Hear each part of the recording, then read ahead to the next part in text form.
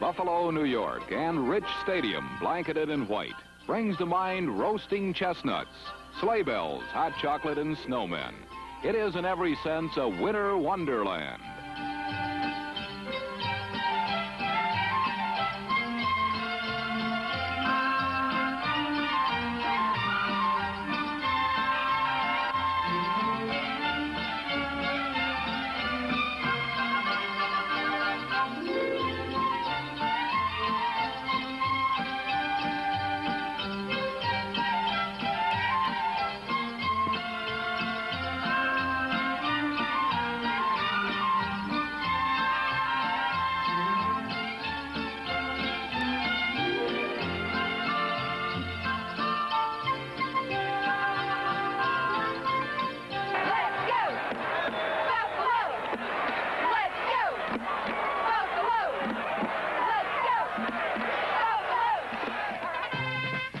Though the majority of the 55,000 hardy souls who brave 20-degree temperatures buffeted by 15-mile-an-hour winds are Buffalo Bill backers, they have a chance to see not only the hometown team, but also the visiting Minnesota Vikings go after some truly remarkable records.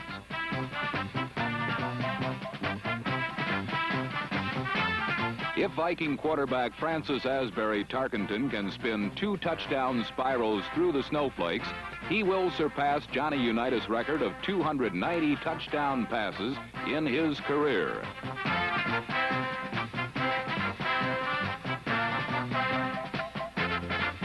Though Ed Marinero is obviously the object of someone's affection, it is his running mate in the Viking backfield who today is chasing an unique accomplishment, pro football's Triple Crown.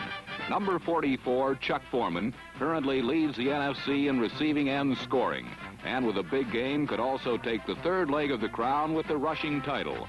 Also with 18 touchdowns thus far, Foreman has an outside shot at Gale Sayers' record of 22 touchdowns in one season. But the man who has the real shot at Sayers' record is O.J. Simpson. The Juice already has 21 touchdowns in 1975, so he needs only 1 to tie, 2 to better the all-time mark for touchdowns in a season. Simpson's long shot is his pursuit of his own one-season rushing record. With 244 yards, he will top his incredible 2003-yard year of 1973. Most people probably brave the blizzard to see Tarkenton, Foreman, and Simpson go after their records. Or maybe they just came out to Rich Stadium to monkey around in the snow a bit as the Buffalo Bills meet the Minnesota Vikings in the NFL Game of the Week.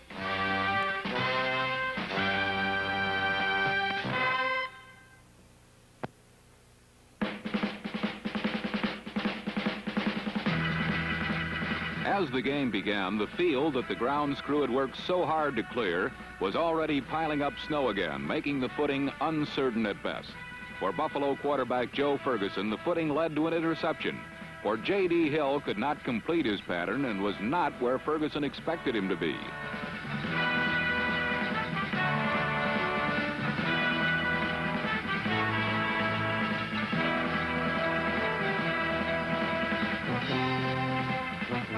Bobby Bryant's interception and run back put Minnesota in excellent field position. And Tarkenton, rather than throw difficult passes that required the good timing that this field did not permit, instead threw only short passes.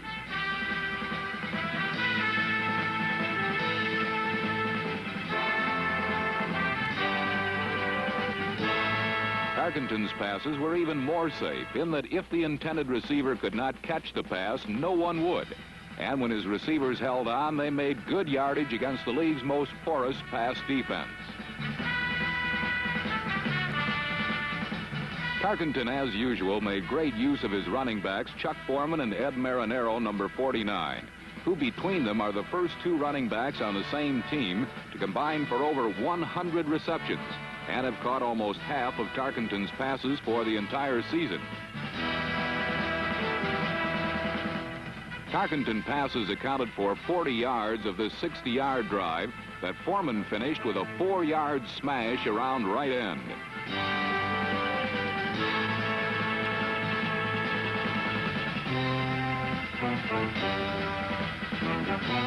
Looking at Foreman's run from up top, we can see there was a hole over right tackle, but Foreman then broke outside and broke 3 tackles, making his run much more than a mere 4-yard touchdown run.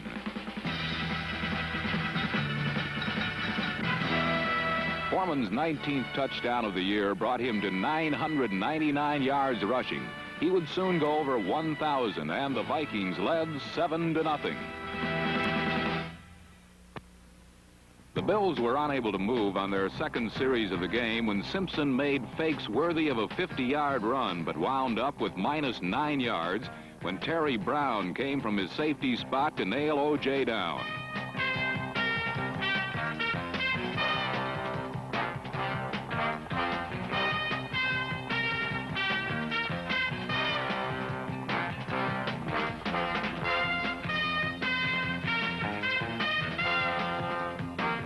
Simpson's 2,000 yards never seemed so far away. But more importantly, with Simpson under wraps, Ferguson was forced to throw more often. And a second-period interception set up another Viking score when Ferguson hit the only man who was open, Viking defensive back Terry Brown.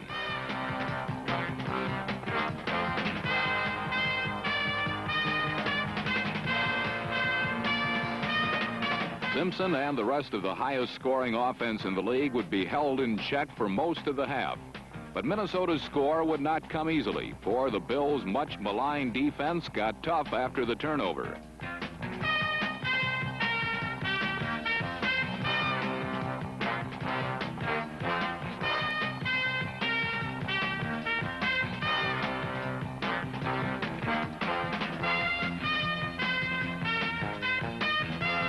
Tarkenton's short passing game was stopped at least this once, and Tark himself was stopped by blitzing Bulldogger Tom Rood.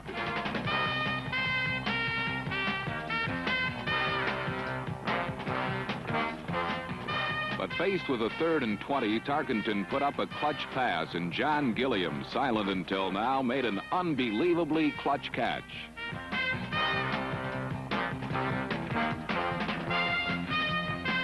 Looking at the play from player level, we can see that Gilliam was racked up by Ike Thomas and Tony Green, who shook the ball loose, and that Gilliam reclaimed it before he or the ball hit the ground.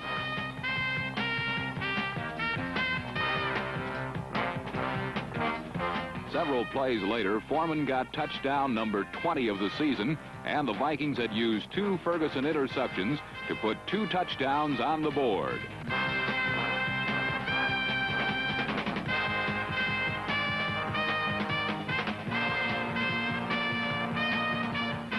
But the Vikings' points weren't all Buffalo mistake-fused. In the first period, Tarkenton had moved the Vikings 67 yards following a punt. On a 3rd and 10, he sent Foreman, number 44, swinging left.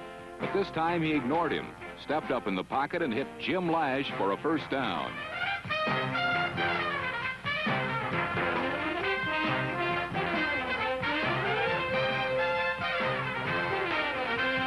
Later in the drive, Tark was screening again, but again ignoring his running backs and hitting tight end Stu Voigt.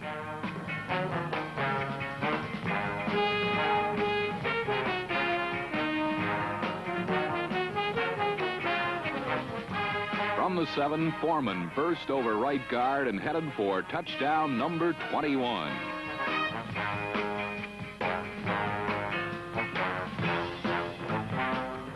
Foreman came out of the pack without the ball.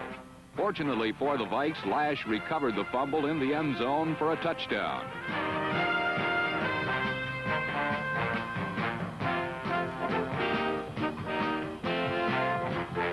Minnesota had its 3rd touchdown of the game, and on a replay we can see why Foreman did not also get his 3rd touchdown of the game. When Pat Toomey hit Foreman, the ball popped out. Buffalo's Tom Rood had a chance to save the Bills, but Lash beat him to the ball. The Vikings had 21 points before Buffalo ever got on the board.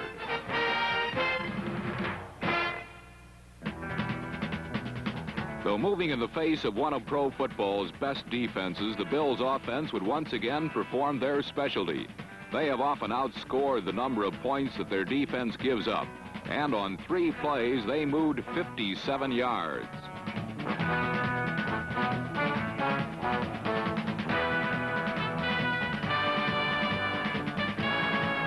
On his pop pass to Reuben Gant, Ferguson had noticed, as you can see here, that Viking middle linebacker Jeff Seaman was not in the middle. So Ferguson, on the very next play, popped one to Paul Seymour for 18 more yards. From the Viking 24, Ferguson tried Simpson, and the Bills were on the board.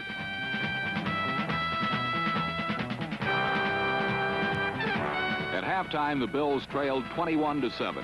Foreman had reached 1,000 yards. Tarkenton still needed 2 touchdowns to break United's record, and Simpson, by virtue of his touchdown, had tied Sayers' record of 22 touchdowns in a season.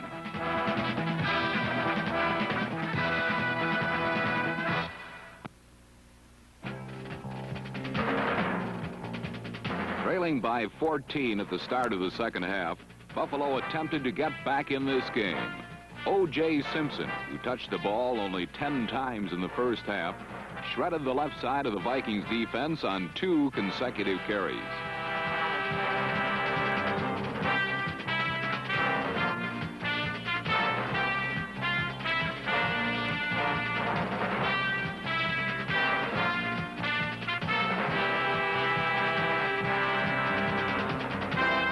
With Minnesota overconscious of O.J.'s assault on the right, his backfield partner Jim Braxton gratefully accepted the huge opening that awaited him on the left as the Bills moved into Viking territory. Successful on the ground, Buffalo had no luck through the air, as this third down pass to Paul Seymour attests.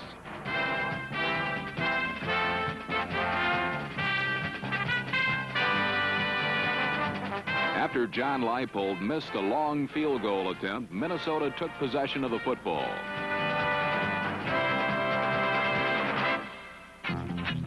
Buffalo's drive had ended in futility, and Minnesota was soon to end any doubts as to the outcome of this game on this frost-bitten day by driving the length of the field and scoring 2 touchdowns in the space of just over 3 minutes.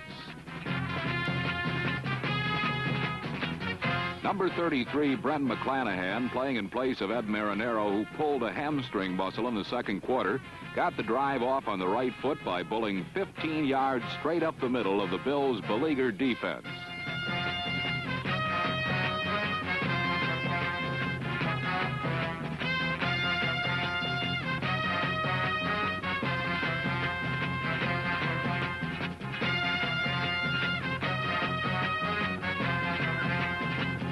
After a pass from Tarkenton to Jim Lash was just barely incomplete, the focus fell on Chuck Foreman. With his team record of 1,000 yards already accomplished in the first half, Foreman was concentrating on his 2 other personal goals: the first Triple Crown in NFL history and Gale Sayers' touchdown record of 22. At this point, Foreman had 20.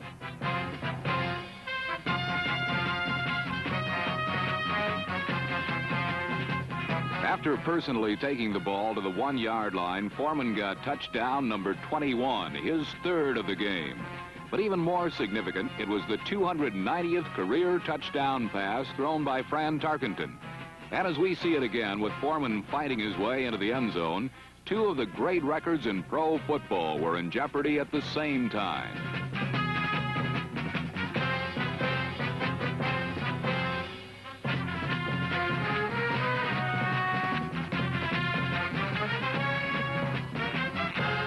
Trailing now by 21 points, the luckless Bills turned the game into a rout by fumbling on the next series.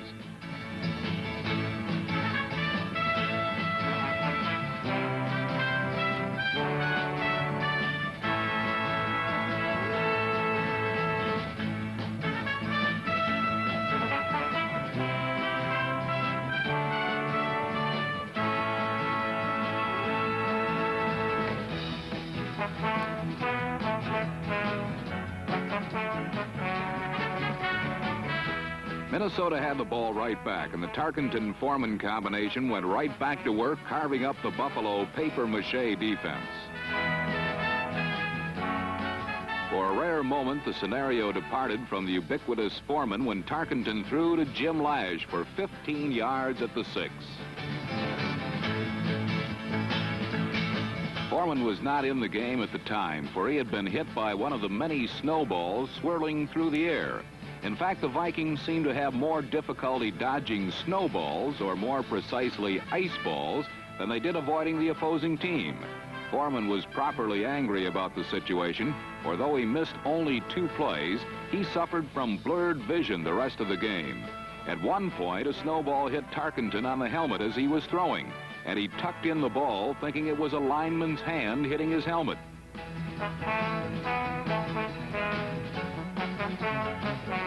But Foreman and the Vikes got revenge the best possible way. From the 6, Fran Tarkenton rolled right and threw to Foreman, who went in for touchdown number 4. But the play and the day belonged to Fran Tarkenton, for it was touchdown pass number 291, breaking the record held by the man that most consider to be the greatest quarterback of them all. Let us relive the historic moment when John Unitas' record was broken.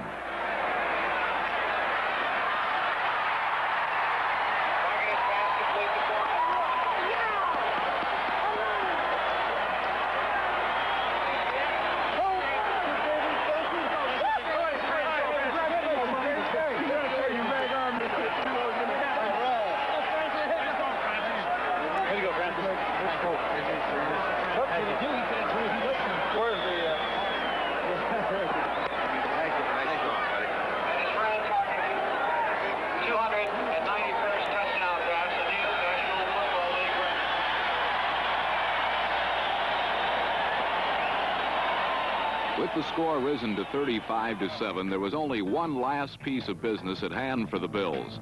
That was accomplished on their first play from scrimmage, when O.J. Simpson took a pass from Gary Morangi for 64 yards and the touchdown that broke the record set by Gale Sayers in 1965. At the tail end of a dismal, disappointing season, the Buffalo Bills had at least persevered to gain the one goal that meant so much to each of them. The record books will now read, most touchdowns in a single season. O.J. Simpson, 20 December 1975.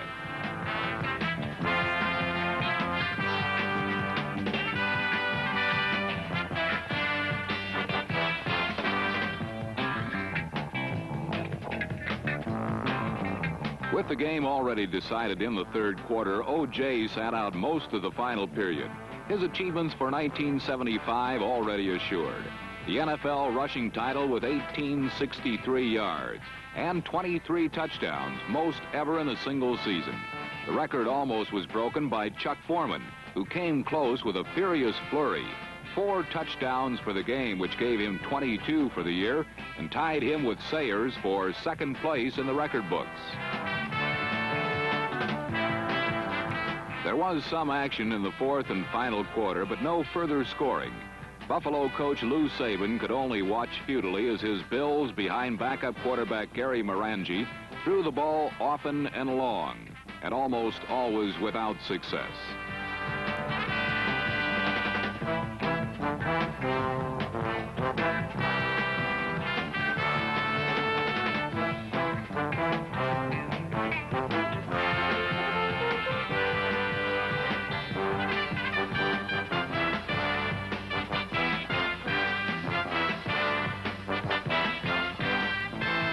On the Minnesota side of the field, the scene was one of joy and laughter. The Vikings had won their 12th game.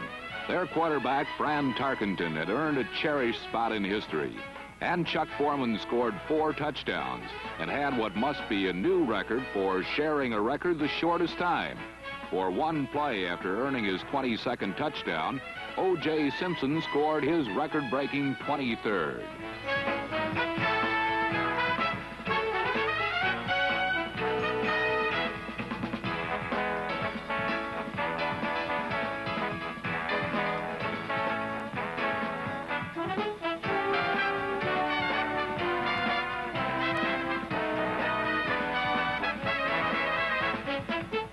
So in the wind and snow of Buffalo's Orchard Park, the Minnesota Vikings left the frozen field pelted with snowballs, but victorious.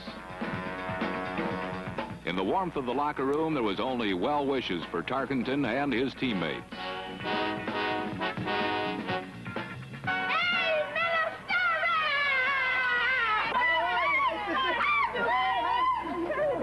I'm doing fine. My son!